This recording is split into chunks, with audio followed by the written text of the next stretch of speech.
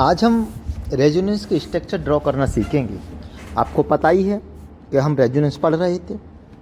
तो देखो, बेंजीन की खोपड़ी पर अगर मेरे पास OH आ जाए तो हम इसे क्या कहेंगे? फिनॉल कहेंगे। और आप सब लोग जानते हो इस फिनॉल के पास क्या तो लोन पेयर होता है। अब ये लोन पेयर इसके साथ तो सिमिलर है। अब यहाँ पर देखो 5 सिंगल लोन पेयर, तो रज्जो तो करेगा। तो क्या करेगा? ये रज्जो करेगा। अभी लोन पेयर इसमें जाएगा ना, तो अब बॉन्ड भी तो टूटेंगे। तो देखो क्या करेंगे हम। अब लोन पेयर इसमें गया तो इसने ये वाला बॉन्ड इसमें तोड़ेंगे। मतलब क्या होगा? पुराने बॉन्ड बन जाएंगे और नए बॉन्ड नए बॉन्ड बन जाएंगे और पुराने बॉन्ड टूट जाएंगे। तो यहाँ पर क्या होगा? यहाँ पर वो जब लोन पे दे देगा पॉजिटिव चार्ज आ जाएगा, और जब यहाँ पर ये बॉन्ड टूटेगा नेगेटिव यहाँ प्लस आ जाएगा, तो ये बॉन्ड बना लेगा और यहाँ पर इसके पास नेगेटिव चार्ज आ जाएगा। अरे हाँ के ना। और ये बॉन्ड टूट कर मेरे पास ये चीज़ें रह जाएंगी। इसके बाद क्या होगा? इसके बाद फिर ये बॉन्ड इधर टूट जाएगा, ये माइनस हो जाएगा, ये प्लस हो जाएगा, यहाँ बॉन्ड बन जाएगा। तो ये क्या होगा? यहाँ बॉन्ड बन जाएगा, यहाँ बॉन्ड बन जाएगा। अब नेगेटिव चार्ज यहाँ आ गया, यहाँ पर OH पॉजिटिव हो जाएगा। इसके बाद क्या होगा? नया रेजन। अब एक बार अगर बॉन्ड जिस डायरेक्शन में टूटा ना, हम सारे बॉन्ड उसी डायरेक्शन में तोड़ते हैं। इधर भी फिर ये इधर माइनस और इधर हो जाएगा प्लस। जब ये माइनस से प्लस हो जाएगा तो माइनस प्लस मिलके बॉन्ड बना लेगा। जब ये बॉन्ड बनाएगा बेटा, तो यहाँ पर क्या हो जाएगा? ये तो बॉन्ड टूट गया, यहाँ माइनस और यहाँ पर OH। अगला रेजोनेंटिक स्ट्रक्चर, यहाँ पर प्लस था, ये डबल बॉन्ड था। अब डबल बॉन्ड जब ये था तो ये वाला बॉन्ड फिर इधर टूट जाएगा, माइनस से यहाँ प्लस हो जाएगा और यहाँ पर लोन पेयर आ जाएगा। तो मतलब जहाँ से चले थे हम वहीं आ गए, बस क्या हुआ? बॉन्ड अलग थे और यहाँ पर बॉन्ड अलग हो गए। This is the resonating structure.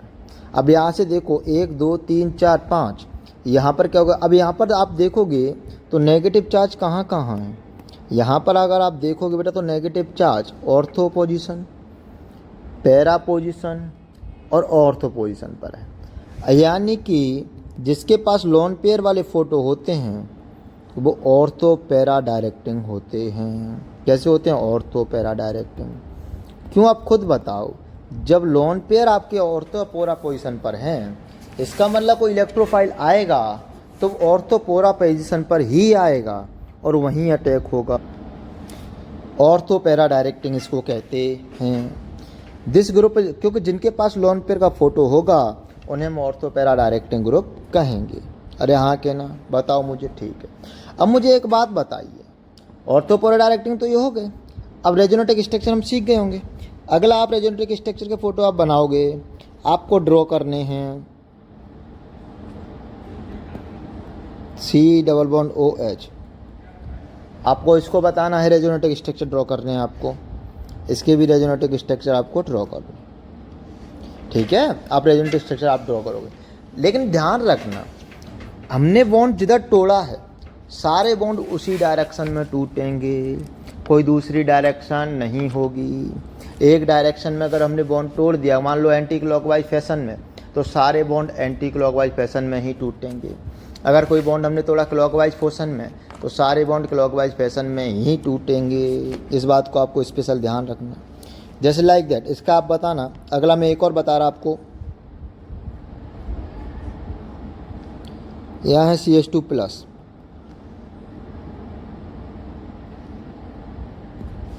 बताओ इसका रेजोनेटिक स्ट्रक्चर। देखो बेटा 5 बनते हैं। अब यहाँ पॉजिटिव है तो ये इलेक्ट्रॉन इधर टूट जाए, यहाँ माइनस यहाँ प्लस आ जाएगा। पुराने प्लस माइनस आपको बॉन्ड बना लेंगे, तो मेरे पास क्या होगा? पुराने वाले बॉन्ड बना लेंगे। जब पुराने वाले बॉन्ड बना लेंगे तो आपको दिख रहा है यहाँ बॉन्ड बन गया और यहाँ पर पॉजिटिव चार्ज आ गया, ये एज इट इज़ रह जाएगा। अगला देखो, अगर एक पहली बात मैंने किधर क्लॉकवाइज डायरेक्शन में बॉन्ड तोड़ा, तो ये भी अब क्लॉकवाइज में ही टूटेगा। इधर माइनस इधर प्लस, ये माइनस प्लस बॉन्ड बना लेगा, ये टूट जाएगा। तो क्या होगा? ये होगा यहाँ पर CH2 हो गया, यहाँ बॉन्ड बन जाएगा, यहाँ बॉन्ड बन जाएगा, यहाँ पॉजिटिव चार्ज आ जाएगा। अगला आप देखोगे, अब ये प्लस हो गया, अब बॉन्ड मेरी इस डायरेक्शन तो इधर डायरेक्शन टूटेगा, माइनस प्लस, यहाँ माइनस प्लस हो गया बेटा, तो ये माइनस प्लस, अब यहाँ पर ये बॉन्ड बन जाएगा, नए बॉन्ड बन जाएंगे, पुराने बॉन्ड टूट जाएंगे। इसे ही तो हम रज्जो कहते हैं। तो कौन सा बॉन्ड बना, ये बना, ये बना, यहाँ पॉजिटिव चार्ज हो गया और ये CH2 आ गया। अगला देखो, ये फिर से ये बॉन्ड इधर आ जाएगा, नहीं सॉरी इसी डायरेक्शन में तोड़ना, उल्टा नहीं करनी डायरेक्शन, हमें उल्टा नहीं करनी डायरेक्शन। ये बॉन्ड फिर से इधर डायरेक्शन में माइनस, यहाँ प्लस, माइनस प्लस बॉन्ड बना लेंगे। नए बॉन्ड बन रहे हैं, पुराने बॉन्ड टूट रहे हैं।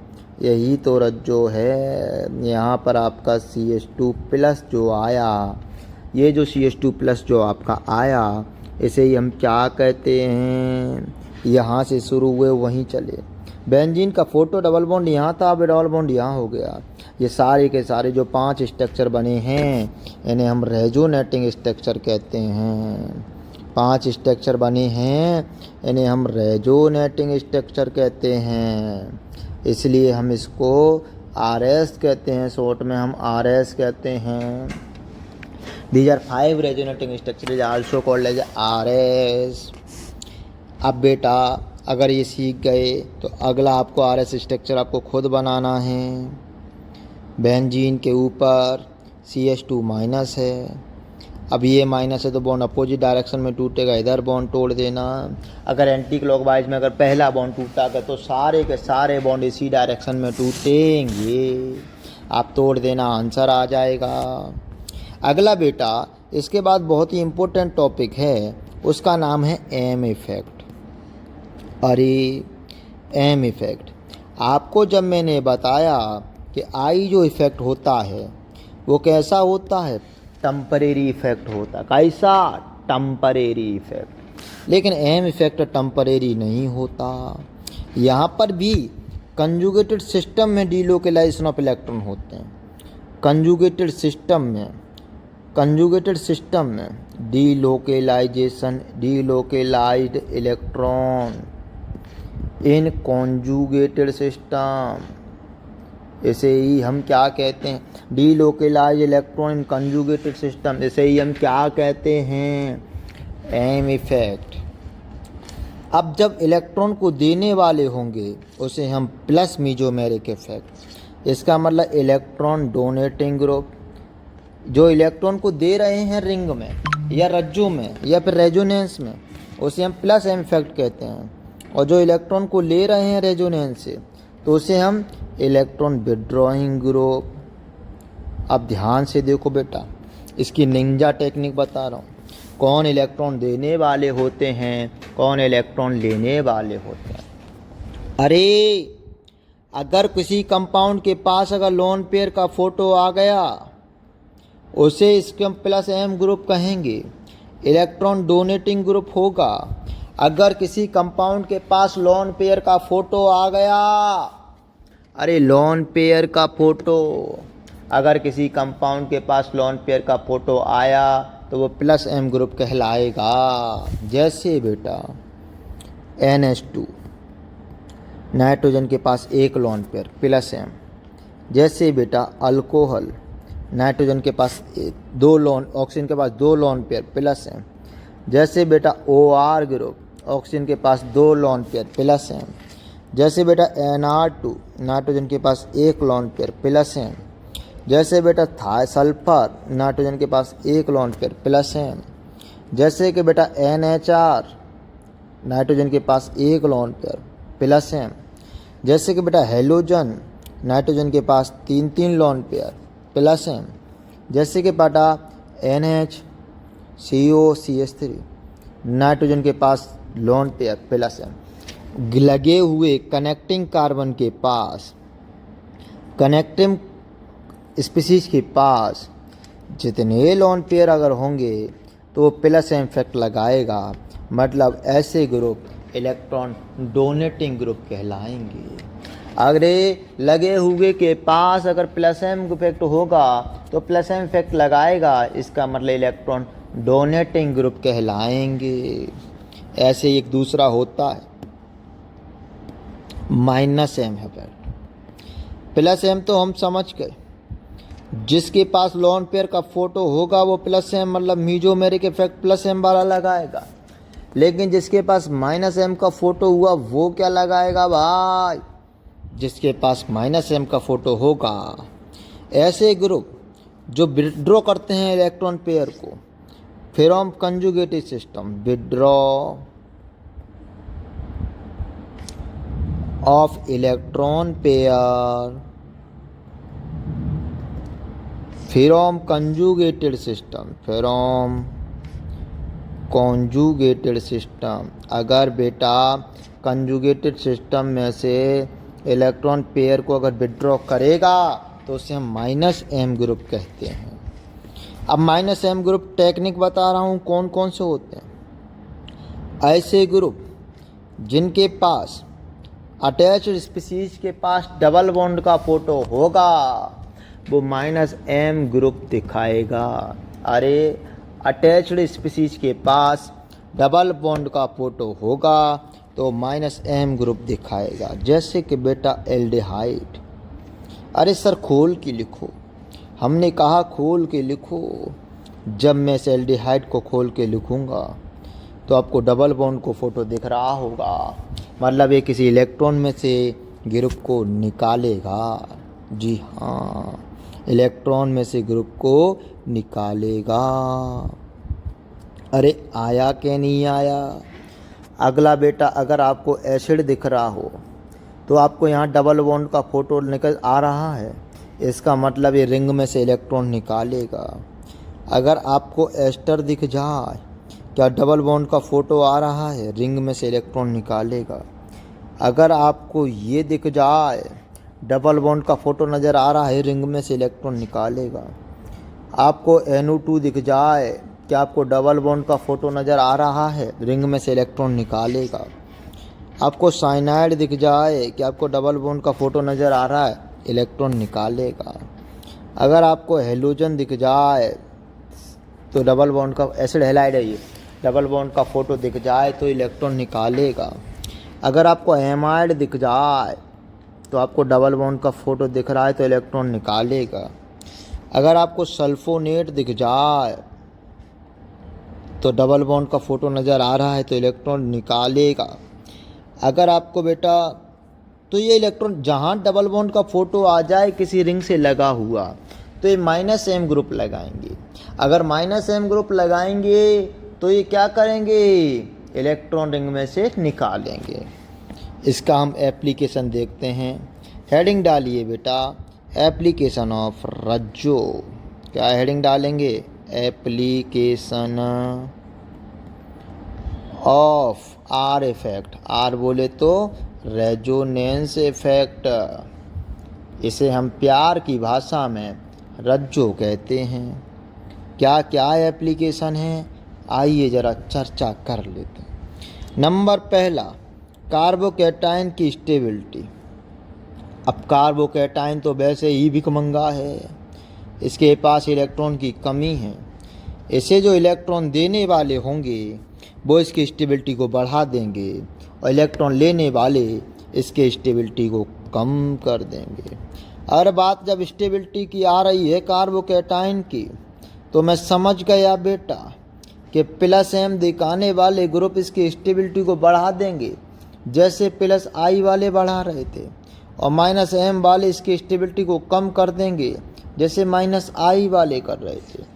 अरे जो भी कोई इलेक्ट्रॉन देगा तो वो तो इसकी स्टेबिलिटी बढ़ा देगा, और जो इसके इलेक्ट्रॉन लेगा वो इसकी स्टेबिलिटी को कम कर देगा। अरे हाँ कहना। आइए बेटा चर्चा क्वेश्चंस की कर रहे हैं। आपके सामने पहला क्वेश्चन, बेटा yellow compound CH2 double bond CS single bond CH2 plus.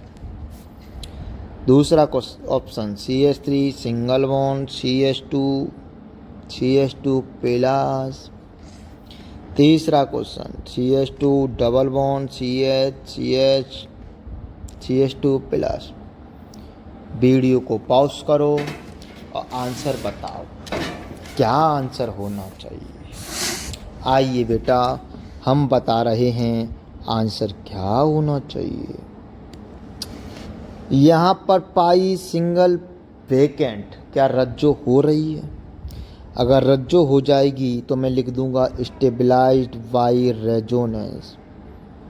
अरे इस कंपाउंड में रज्जो हो रही है तो मैं कह दूंगा कि stabilised by resonance.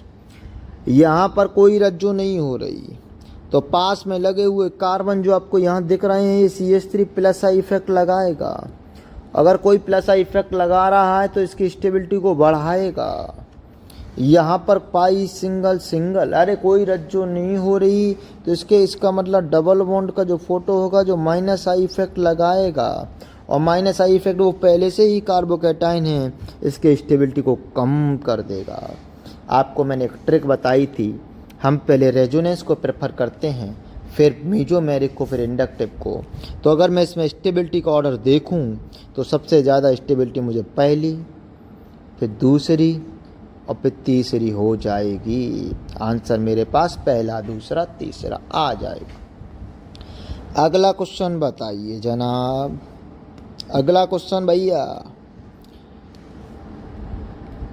CH3 single bond C positive, single bond CH double bond CH2, single bond CH3। दूसरा option CH3 single bond CH positive, single bond CH double bond CH2। तीसरा option CH2 positive, single bond CH double bond CH2। बताओ बेटा कौन सा compound ज़्यादा stable है? Video को pause करो, आंसर बताओ कौन सा कंपाउंड ज़्यादा स्टेबल है। मैं बता दूं क्या? देखो बेटा, यहाँ पर पाई सिंगल कार्बोकैटाइन क्या रज्जो हो रही है? बिल्कुल। स्टेबलाइज बाई SBr, यहाँ रज्जो हो रही है। ये दोनों ग्रुप बेटा प्लस आई इफेक्ट लगा रहे हैं, एक ये प्लस आई लगाएगा, एक ये प्लस आई लगाएगा। यहाँ पर भी रज्जो हो रही है लेकिन यहाँ पर एक ही ग्रुप प्लस आई इफेक्ट लगा रहा है। अरे रज्जो तो यहाँ भी हो रही है लेकिन यहाँ एक ही ग्रुप प्लस आई इफेक्ट लगा रहा है भैया। यहाँ देखो बेटा रज्जो ही हो रही है, कोई प्लस आई वाला है ही नहीं। जब भी प्लस आई इफेक्ट लगाते हैं तो इस कार्बोकैटाइन को इलेक्ट्रॉन देते हैं तो इसकी स्टेबिलिटी को बढ़ा देते हैं। आपने पढ़ा होगा stability of carbocation proportional to plus I, inversely proportional to minus I. तो ऑर्डर क्या हो जाएगा? ऑर्डर हो जाएगा first, then second, then third. अरे समझ गए? ये आपका ऑर्डर हो जाएगा। अगला क्वेश्चन बेटा बताइएगा जरा, ये लो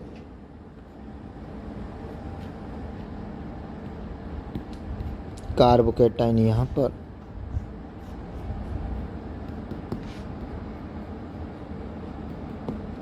यहाँ बताओ बेटा कौन सा ज़्यादा स्टेबल होगा?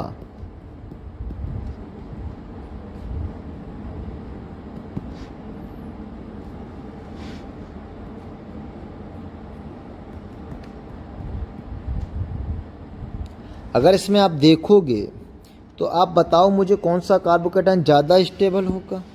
तो इस कार्बोकैटाइन का 3 में रज्जो हो रहा है, यहाँ तरफ 2 ही रिंग में रज्जो हो रहा है, और यहाँ बेटा एक ही रिंग में रज्जो हो रहा है। अब इसका मतलब first is greater than 2 than 3। अब मैं कुछ होमवर्क दे रहा हूँ आपको जिसमें आपको कार्बोकैटाइन की स्टेबिलिटी बतानी है। होमवर्क HW, आपको कार्बोकैटाइन की स्टेबिलिटी बतानी। पहला क्वेश्चन दे रहे हैं, नोट कीजिए बेटा। CH3 single bond CH2 plus CH3 plus CH2 double bond CH plus. आपको इसमें कार्बोकैटाइन की स्टेबिलिटी का ऑर्डर बताना है। दूसरा क्वेश्चन बेटा,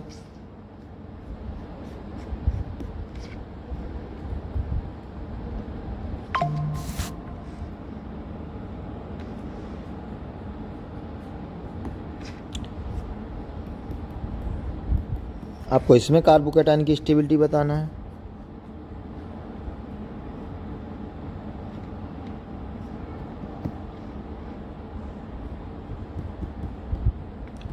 कौन सा कार्बोकेटाइन ज़्यादा स्टेबल है, इसका ऑर्डर बताना बेटा।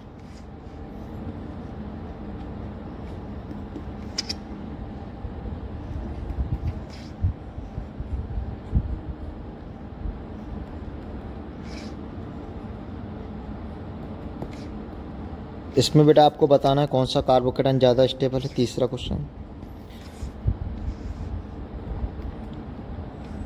Last and not least question,